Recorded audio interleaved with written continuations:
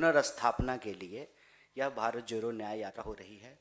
और कल गुवाहाटी के बाद जब हमारी यात्रा आगे बढ़ी तो हमारे नेता श्री राहुल गांधी जी ने प्रेस वार्ता के माध्यम से देश के सामने ये रखा कि इस देश को मौजूदा हालात में 5 तरह के न्याय की ज़रूरत है। और ये जो 5 तरह के न्याय हैं, जिसमें भागीदारी का न्याय, नारी का न्याय, युवाओं का न्याय, किसानों का न्याय और श्रमिकों का न्याय शामिल है। यह जो 5 तरह के न्याय हैं, इस न्याय को सुनिश्चित करने के पश्चात ही, इस न्याय की पुनर्स्थापना से ही इस देश को शक्ति मिलेगी, इस देश को ताकत मिलेगी। तो यह जो 5 तरह के न्याय हैं और इस न्याय के बारे में आप लोगों से बात करने के लिए हम यहाँ उपस्थित हैं। सबसे पहले तो आप सब जानते हैं, भारतीय संस्कृति की परंपरा में, इतिहास में हमेशा यह बात कहा गया है कि 5 तत्वों के मिलने से शरीर का निर्माण हुआ है। और 5 तत्व जो हैं, जिस तरह से शरीर का निर्माण करते हैं, उसी तरह से 5 तरह के न्याय की स्थापना करने से हमारा देश शक्तिशाली होगा, समाज शक्तिशाली होगा। और यह जो 5 तरह के न्याय हैं, ये स्तंभ हैं हमारे शक्तिशाली राष्ट्र का, हमारे शक्तिशाली देश का और समतामूलक समाज की स्थापना के लिए। यह जो 5 न्याय के बारे में बात की जा रही है, उसको लेकर के बार बार अपने विभिन्न माध्यमों से हमारी पार्टी भारतीय राष्ट्रीय कांग्रेस ने देश के सामने ये रखने का प्रयास किया है कि हमारी देश की बहुसंख्यक आबादी आज भी न्याय की संपूर्ण स्थापना से कहीं ना कहीं बाहर है। इसीलिए यह जो भागीदारी का न्याय है, उसमें हम जोर दे करके ये कह रहे हैं कि सबको गिनो, जातिवाद छोड़ो, भारत जोड़ो। सबको गिनना, सामाजिक, आर्थिक, राजनीतिक जो स्थिति है समाज की, उसमें लोगों का सर्वे करना। और आप सब जानते हैं कि भारत में जो हर 10 साल में जनगणना होनी थी, वो भी नहीं हुआ है। वो 2021 में होना था, लेकिन वो जनगणना हुई नहीं है। 2011 में जो जाति जनगणना हुई, सामाजिक आर्थिक जो सर्वे हुआ, उसकी रिपोर्ट भी सरकार के द्वारा जारी नहीं किया गया है। तो बार बार श्री राहुल गांधी और हमारी पार्टी भारतीय राष्ट्रीय कांग्रेस इस सवाल को उठाती रही कि लोगों की भागीदारी सुनिश्चित करनी पड़ेगी, चाहे वो नौकरी का क्षेत्र हो, चाहे वो आर्थिक क्षेत्र हो, सामाजिक क्षेत्र हो, राजनीतिक क्षेत्र हो, सबकी भागीदारी सुनिश्चित करनी है। और इसका ये कतई मतलब नहीं है कि किसी को का छीन करके किसी को देना है। मतलब जिसको नहीं मिला है उस तक न्याय पहुंचाने की वकालत कर रहे हैं। इसको हम भागीदारी की न्याय के तहत देख रहे हैं। दूसरा जो युवाओं का न्याय है, आप सब जानते हैं कि देश में 45 सालों में आज सबसे ज़्यादा बेरोजगारी है। आए दिन जो है नौकरियों के बारे में यह सुनने को मिलता है कि कितने लोगों को नौकरी से निकाल दिया गया है, कितने बेरोजगार युवा जो है वो बैठे हुए हैं, लाखों पद जो हैं वो रिक्त पड़े हुए हैं सरकारी क्षेत्र में। आप अगर सेंट्रल गवर्नमेंट के अंतर्गत जो नौकरियां हैं उनको भी देख लें तो लाखों नौजवानों को नौकरियां नहीं मिल रही है। तो युवाओं को न्याय देने का तात्पर्य यह है कि जो रिक्तियां हैं उसको भरा जाए। और जहां कहीं भी वैकेंसी आती है तो यह सुनने को मिलता है कि पेपर लीक हो गया है। तो पेपर लीक जैसी गड़बड़ियों, जो नौकरी देने में जो प्रशासनिक चूक होती है, उस पर रोक लगाई जाए। सबको जो है रोजगार का अधिकार मिले। और जो बेकारी का अन्याय है, इस बेकारी के अन्याय से युवाओं को रोजगार दे करके न्याय की स्थापना करनी है। तीसरा जो न्याय है वो है नारी का न्याय। नारी के न्याय के बारे में आप जानते हैं कि कुछ मिनटों में ही हमारे देश में कहीं ना कहीं नारी के खिलाफ कोई ना कोई अपराध होता है, बलात्कार की घटना होती है। तो नारी भी समाज की आधी आबादी है। हम लोग अक्सर ये कहते हैं कि आधी आबादी पूरा हक।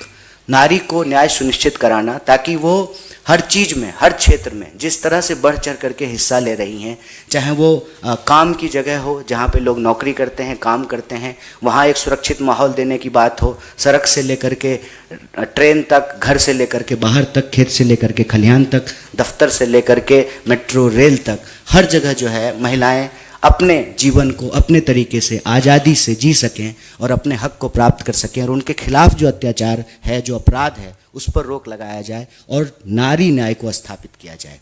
जो चौथा न्याय है वो न्याय है किसानों का। हम जानते हैं, सरकारी आंकड़ा अगर उठा करके देख लें तो एक साल में 12,000 से ज़्यादा किसान आत्महत्या कर लेते हैं।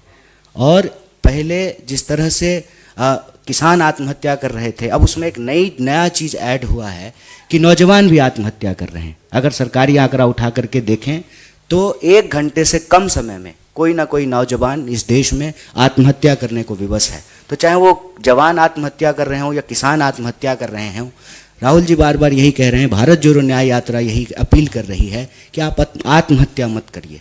हमारे यहाँ मगही में जो है एक कवि हुए, वो अक्सर कहते थे, भूख से तड़प के मरवा काहे, मरने हो तो लड़के मरी जा। मतलब भूख से तड़प कर मरने की ज़रूरत नहीं है, आत्महत्या करके मरने की ज़रूरत नहीं है। अगर जीना है तो संघर्ष करना पड़ेगा, और संघर्ष की, न्याय की जो यह लड़ाई है, उस लड़ाई में हम किसानों की भी फसल का उचित दाम उनको मिले, उनके फसल का दाम मिले। मतलब ऐसा क्यों हो रहा है कि नेता का बेटा नेता होना चाहता है, डीएम का बेटा डीएम हो रहा है, जो क्रिकेटर नहीं है उसका बेटा भी बीसीसीआई का सेक्रेटरी बन रहा है, लेकिन इस देश में किसानों को आत्महत्या करनी पड़ रही है। और अपना उनके खिलाफ जो कानून लाया गया उसको वापस दिलवाने के लिए 700 से ज़्यादा किसानों की शहादत हुई। आप सबने देखा कि दिल्ली की सीमाओं पे लगातार महीनों किसान बैठे रहे। तो किसानों को न्याय दिलाने के लिए, उनके फसल का उचित दाम दिलाने के लिए ये जो है किसान न्याय की हम बात कर रहे हैं। और 5वां जो न्याय है वो है श्रमिकों का न्याय। अक्सर हम लोग ये देख रहे हैं कि यहाँ भी आप सब लोग बैठे हुए हैं, आपको कितनी सैलरी मिलती है, चाहे पत्रकार हों या कैमरा पर्सन हों या आपके ऑफिस में काम करने वाले स्वीपर हों, ड्राइवर हों, और आपकी कंपनी के मालिक को कितना प्रॉफिट हो रहा है। तो आपको आपकी मेहनत का दाम नहीं मिल रहा है।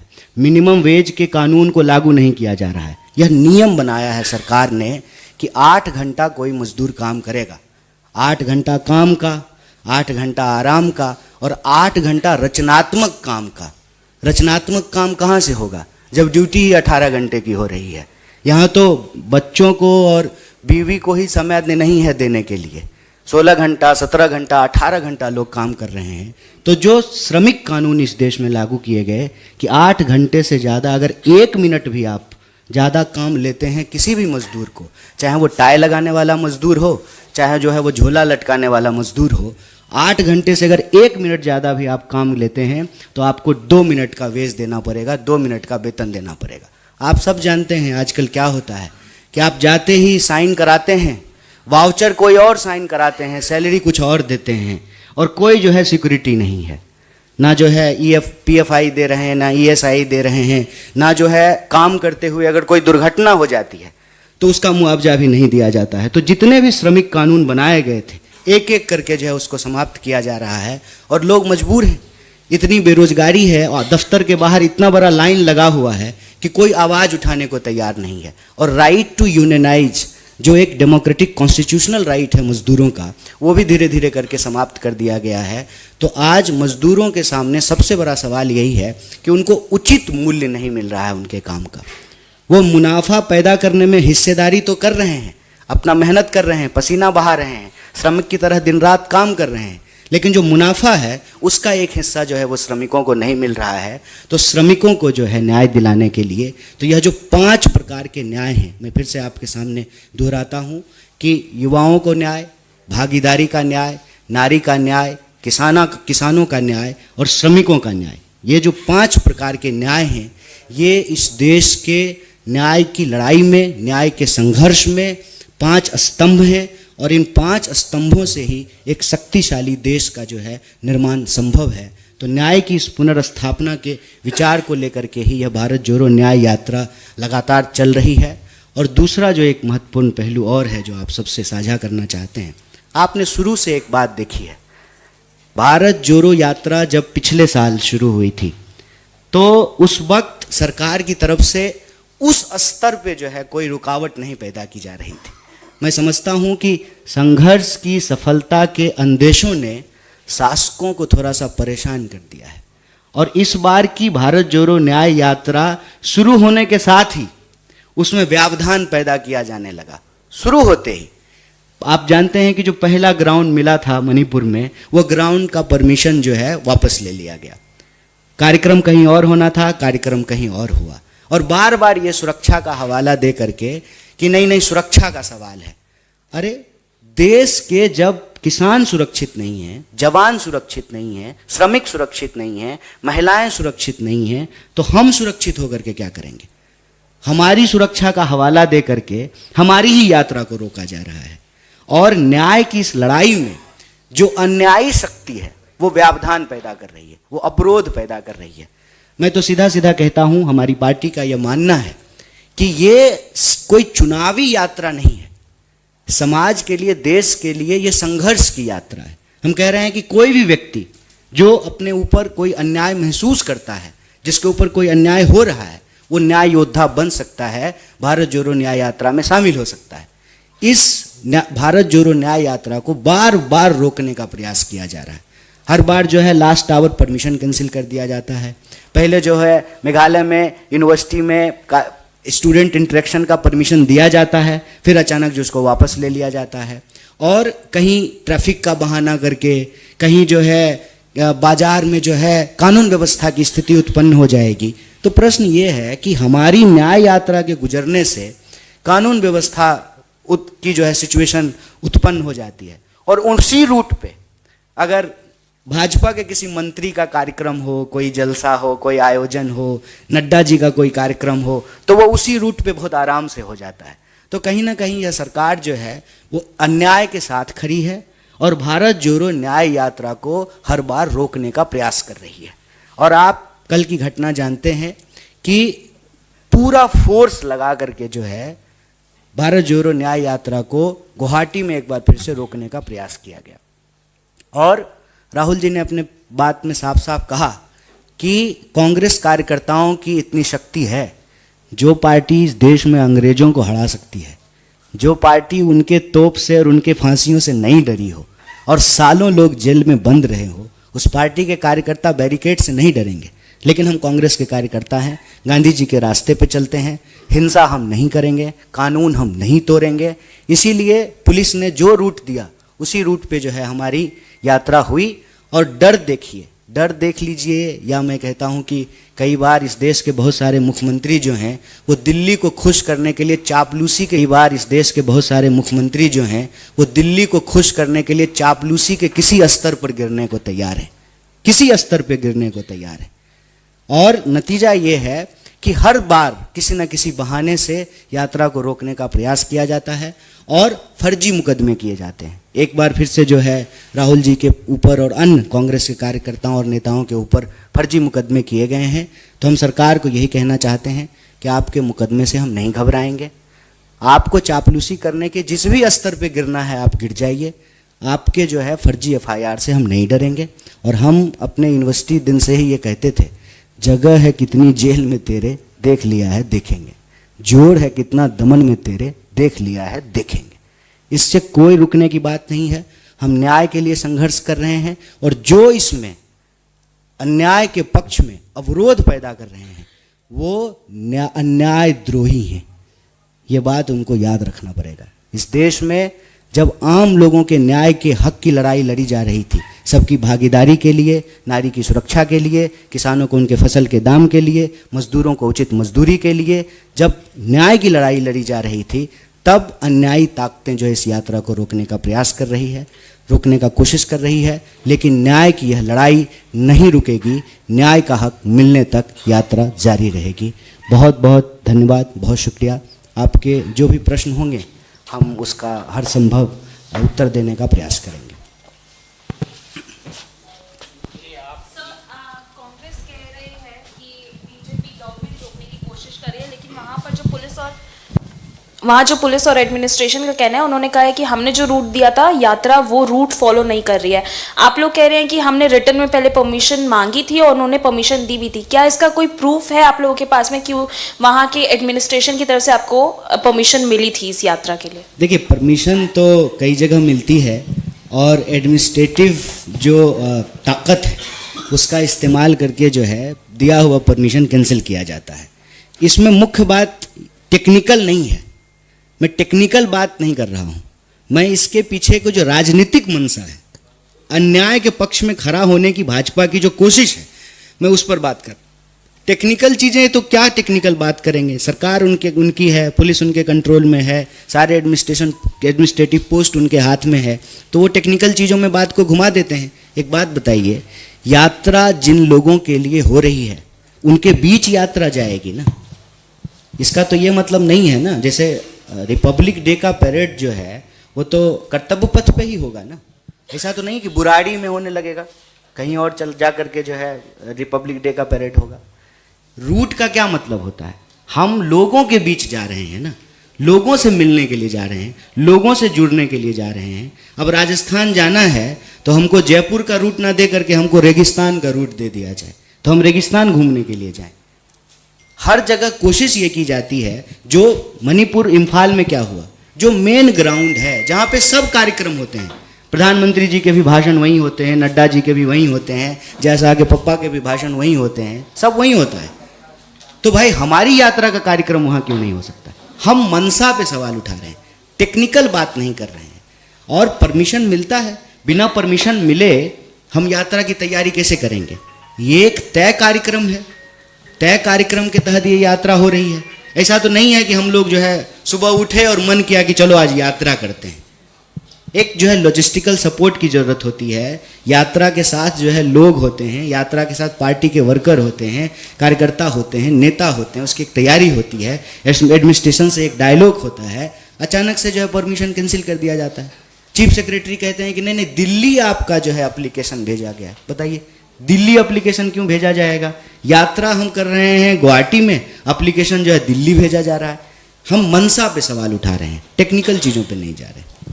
कन्हैया जी, असम के जो मुख्यमंत्री है उन्होंने कल भी कहा था कि राहुल गांधी जो है वहां पे जनता को उकसाने का काम कर रहे हैं, वो कहीं ना कहीं इंस्टिगेट कर रहे हैं। उन्होंने अभी भी एक ट्वीट किया कि राहुल गांधी पहले बस से निकले थे यात्रा करने, अब वो गाड़ी से कर रहे हैं, और राहुल गांधी अपनी पार्टी को समझा नहीं रहे हैं क्योंकि राहुल गांधी खुद डरपोक है, इसलिए उन पर अटैक कर रहे हैं। इस पर आपका कॉमेंट क्या है? देखिए, ये तो मैं उनको कहूँगा कि मत डरिए। मालूम है कि आप डर करके जो है ना अपनी वफादारी कहीं और साबित कर रहे हैं। आपको जो है आजकल अमित शाह जी का बिस्कुट बहुत अच्छा लग रहा है, ये हम समझ रहे हैं। पॉइंट यही है कि आप एक प्रदेश के मुखिया हैं, लॉ एंड ऑर्डर मेंटेन करना आपका काम है, उससे ज़्यादा आप किसी और चीज़ में इंटरेस्टेड हैं। राहुल गांधी में आप बहुत इंटरेस्टेड हैं। एक बात हमको बताइए, एक रामचरितमानस का लाइन है कि जाको रही भावना जैसी प्रभु मूरत देखई तिन तैसी। यही हो रहा है ना। राहुल गांधी क्यों डर जाएंगे? राहुल गांधी को डरना होता तो वो दिल्ली में होते, राहुल गांधी जनता के बीच में नहीं होते। डरे हुए ये हैं, इसलिए जो है हर जगह राहुल गांधी को जाने से रोक रहे हैं। एक बात बताइए, एक तरफ तो निमंत्रण दिया कि मंदिर आइए, प्रधानमंत्री ने अपील किया कि आप जहाँ हैं वहीं के जो है निकट के मंदिर में आप चले जाइए और पूजा अर्चना कीजिए। जहाँ यात्रा थी वहाँ के निकट के मंदिर में वो जाना चाहते थे, उनको नहीं जाने दिया गया। हमारे ही पार्टी के दूसरे जो है लीडर, सांसद, एमएलए सब जा रहे हैं, सिर्फ राहुल गांधी नहीं जा सकते। क्यों? राहुल गांधी मंदिर नहीं जा सकते हैं, राहुल गांधी लोगों से मिलने के लिए नहीं जा सकते हैं, राहुल गांधी जो है जिन लोगों के साथ अन्याय हो रहा है उनके आंसू नहीं पोंछ सकते हैं, उनको गले नहीं लगा सकते हैं, उनका हाथ नहीं थाम सकते हैं। ये साफ साफ पता चल रहा है कि कौन डरे हुए हैं। हम नहीं डरे हुए हैं, वो हमारे संघर्ष की जो ताकत है, जो इसकी ताशीर है, उससे ये घबराए हुए हैं। राहुल गांधी को मंदिर जाने से क्यों रोका? भगवान के पास जाने से किसी भी इंसान को क्यों रोका जाएगा? वो भी लॉ एंड ऑर्डर का हवाला दे करके। अरे भाई, किसी को जब कोई आसरा कहीं नहीं मिलता है तो मंदिर में जगह मिलती है। हम लोग एग्जाम देने के लिए जाते थे किसी भी शहर में, जब कहीं कोई रहने का ठिकाना नहीं होता था तो मंदिर के चबूतरे पे सो जाते थे। मंदिर तो सबसे सुरक्षित जगह है, वहाँ पे जो है एसपी बुलेट प्रूफ जैकेट पहन करके आ रहे हैं। कौन डरा हुआ है? किसको डराया जा रहा है? संगीन के साए में सांस लेने के लिए इस देश के आम आवाम को क्यों मजबूर किया जा रहा है? हम नहीं डरे हुए, वो डरे हुए हैं, और उनको हम कहते हैं कि मत डरिए। कितना भी कोशिश कीजिएगा, मन में डर रहेगा। चीफ मिनिस्टर होते हुए भी अगर ईडी से घबराते रहिएगा कि क्या पता अगर साथ छोड़ दिया देश के गृह मंत्री का तो क्या हो जाएगा।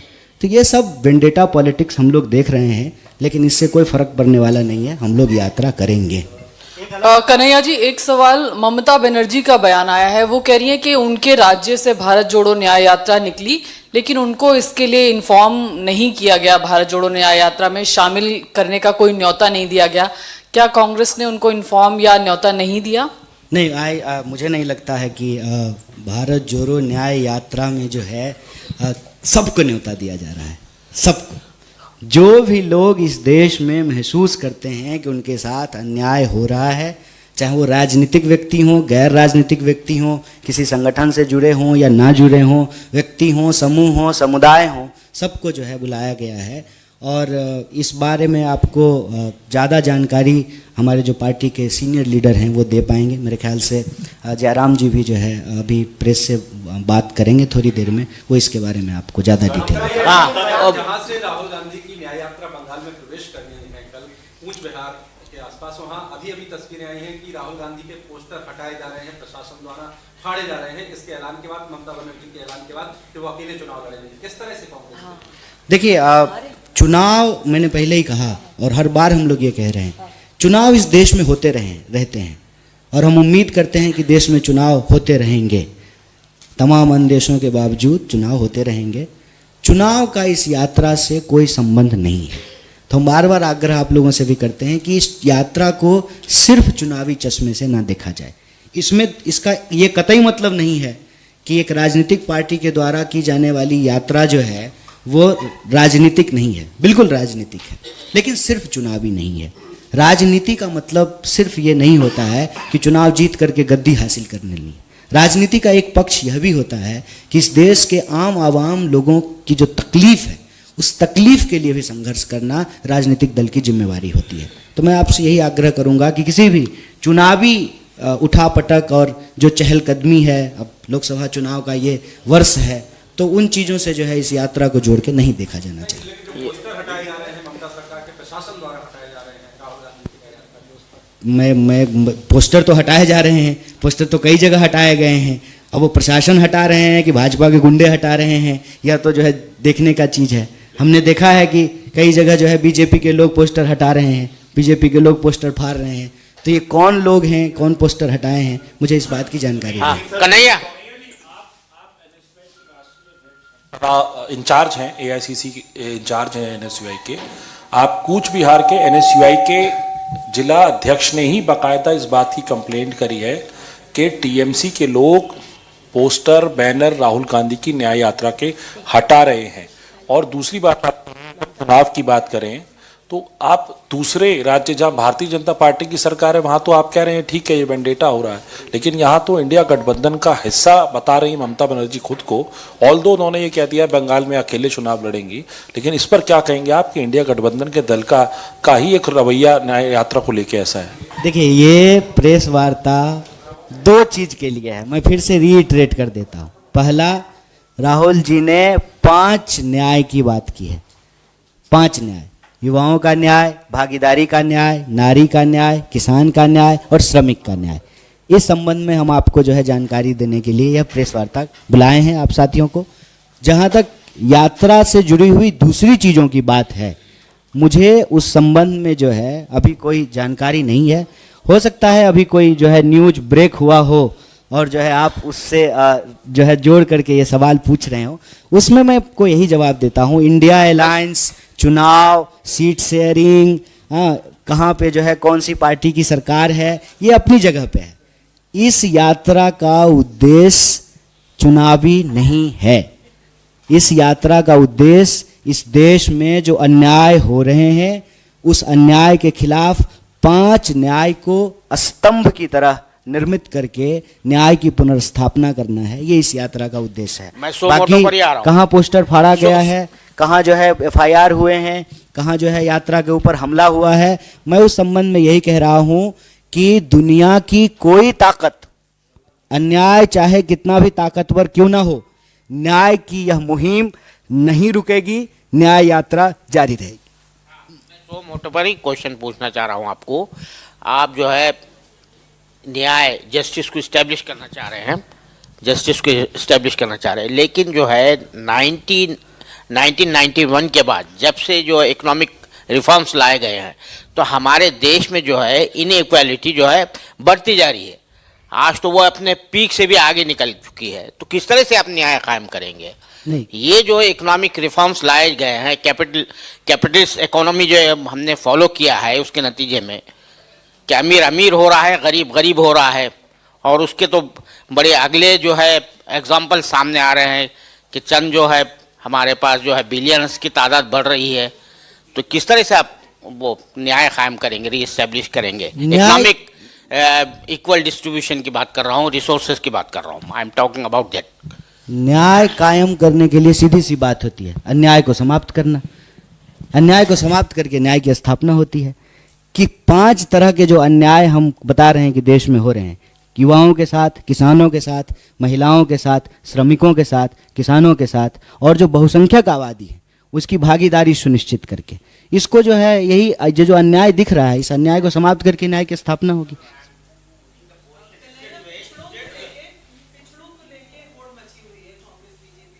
गुजरे कल जो महान बिहार में नेता रहे कर्पूरी ठाकुर, उनको भारत रत्न देने की भी बात की है, इसको आप किस तरह से लेते हैं? और नंबर 2, जो देश के अभी हालात हैं, एक और आप कह रहे हैं कि 50% से ज़्यादा आबादी हो गई है पिछड़ों की, बावजूद उसके भागीदारी नहीं मिल रही है। तमाम दफ़ा 5 इलेक्शंस भी उस पर हुए, उसके नतीजे भी आए, तो चूक कहाँ हो रही है? सबसे पहले तो बड़ा अच्छा प्रश्न आपने किया। आज जो है जननायक कर्पूरी ठाकुर जी की जन्म शताब्दी दिवस है, और कल जो है सरकार ने उनको भारत रत्न देने की, मरणोपरांत भारत रत्न देने की घोषणा की है। हमारी पार्टी ने और श्री राहुल गांधी ने भी, उन्होंने इस फैसले का स्वागत किया है कि भारत सरकार जो उनको भारत रत्न देना चाहती है, इसका स्वागत किया है। और साथ ही साथ यह प्रश्न उठाया है कि आप यदि कर्पूरी ठाकुर जी को सच्ची श्रद्धांजलि देना चाहते हैं तो कर्पूरी ठाकुर जी का एक मॉडल है भागीदारी को लेकर के, जिसको बिहार में, मैं बिहार से आता हूँ, कर्पूरी मॉडल भी कहा जाता है। इस देश में जो काका कालेलकर की रिपोर्ट थी, उस रिपोर्ट के आधार पर ही कर्पूरी मॉडल भागीदारी का जो है को लागू किया गया बिहार के अंदर। और जो पिछड़ों में भी कमज़ोर हैं, वहाँ भी जो स्ट्रेटिफिकेशन है, उसको सुनिश्चित करने के लिए, भागीदारी सुनिश्चित करने के लिए उनका मॉडल जो है बहुत मशहूर है। और दूसरे राज्यों में भी अक्सर बिहार के कर्पूरी मॉडल की जो है बात की जाती है।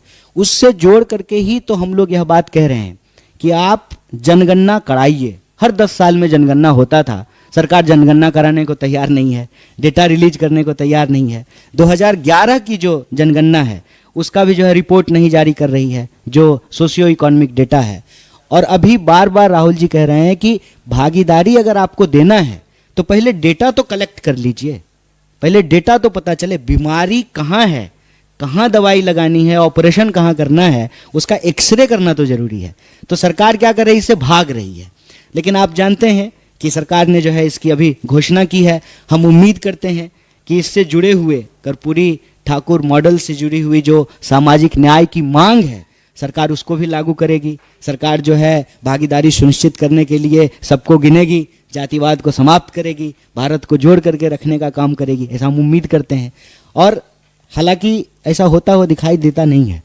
हम सब जानते हैं कि बीजेपी जब कोई इस तरह का कार्य करती है तो उस पे पीछे कहीं ना कहीं जो है उसका चुनावी गणित होता है, लेकिन हम उन चीज़ों में नहीं जाना चाहते हैं। ये अगर किया गया है, यह एक स्वागत योग्य कदम है और इसका हम पार्टी की तरफ से स्वागत करते हैं। और हमारा यह मानना है कि कोई भी सामाजिक न्याय के जो योद्धा हैं, उनको सबसे बड़ा सम्मान ये होगा कि जब हम उनकी विचारों को, उनकी राजनीति को, उनके संघर्ष को, उनके मुद्दों को जो है समाज में लागू करेंगे। I think I have tried to answer all of your questions और शुक्रिया, थैंक यू।